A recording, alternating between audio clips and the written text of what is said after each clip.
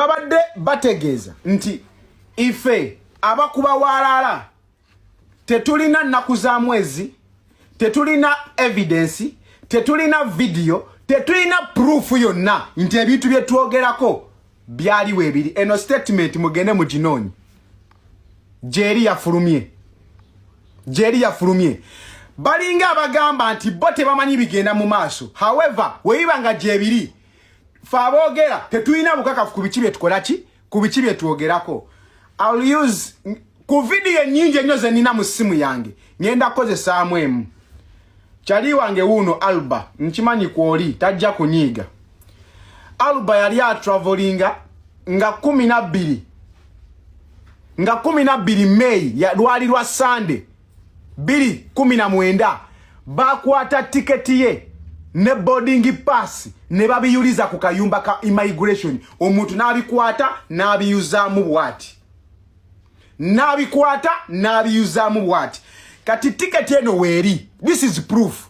Kuwa tiketi weba yatambula mu system esigalamu tusobola kwata booking reference eno ne tukabera obo omwana ono kuolo ya flight yagikwata bate yagikwata. Sagala mutufuule basiru.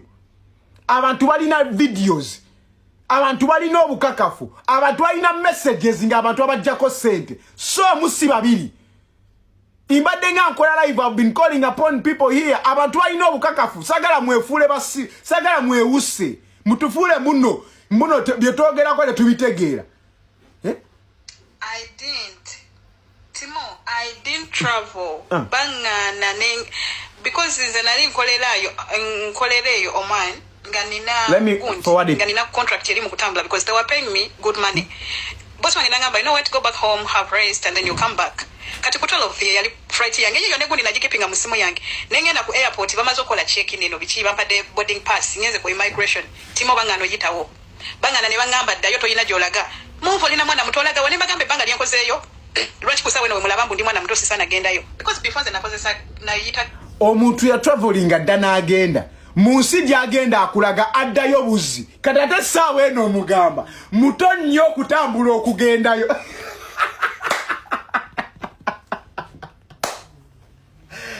Ebyembi bisekera leyo kisanga atebe. Abakulira Uganda Civil Aviation Authority bafulumize ekipapula nga bagamba nti video z'abatuuse n'okwemulugunya kw'abanna Uganda nga beekokkola enguzi n'enkola embi ey'emirimu eri ku kisaawe. Nga banna Uganda beekokkola nti ku bisaawe ebirala baaniriza n'ate yo ku Ntebe airport bakuzza mabega. Sebo kino kimuleese tukisiima naye tubategeeza nti kye twetaaga immediate action. Bino ye mugamba nti mwate mmanyi kintu kino nga kigenda mu maaso nsuubira mulimba. Ekibadde kigenda mu maaso nammwe mbadde mukimanyi era mukiraba. Nyengeri gye mugamba nti mbadde kimanyi tugenda kuwakanya nnyo.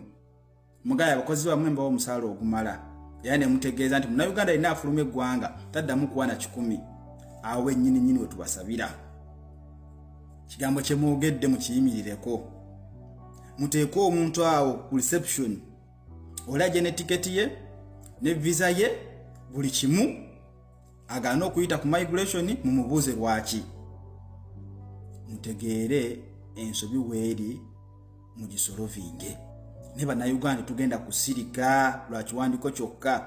Twetaaga kulanga Munnayuganda taddibwamu kugibwako ssente za kyoyonoonere nga yasasudde buli kimu ekyetaagisa okufuluma eggwanga nga gy'alaga bagenda kumwaniriza kyokka ate eggwanga ye ne bamulemesa ogenda okukyusa obulamu.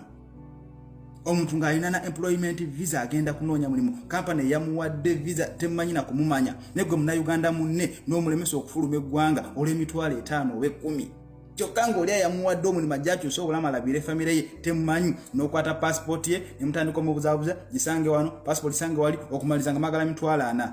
Mwezi mulamba gugudde nga naye yamuwa visa agisazizzaamu. Tomanyi oba yasinga kibanja, tomanyi oba sente yazijja mu mbaata, naye gwe akuwa akumye emitwalo 5 n'osalawo omulemesa obulamu bw'omufiirize mulimu gwe. Ekyo tetugenda kukikkiriza bassebo, kubanga ffenna tuli Bannayuganda namwe mukolera Bannayuganda. Bwemanga mukkiriza nti mmanyi muze guno muteekewo ekisoboka kyonna okulanga Munnayuganda ayita ku kisaawe ng'alinga Munnayuganda. Aleke kuyita kisaawe ng'alinga mugwira. bye mwetaagisa byonna ng'empulumiza ekiwandiiko kino mugambe ti omuntu ayefuluma ku visit visa ayina kuba na bino byonna mubirambike. Omuntu agenda ku employment ayina buli kimu mukirambike nga mulambise kino. Munnayuganda abenga yeetegese gyali nti kino nakino kyetaagisa okusinga buli omu wanaabaako kyeyeetaagisa okusinziira ekyawulira ayagala n'engeri oli gyamulabikidde. So tulinda kulaba nga action eteekingiddwa si just kiwandiiko. Amanya gyatu SB Media nga bulijjo akwagaliza by'omwaga. This video goes to the Uganda Civil Aviation Authority of Uganda. Well, there has been a lot of videos made about this same case, and your response, I am not happy with it.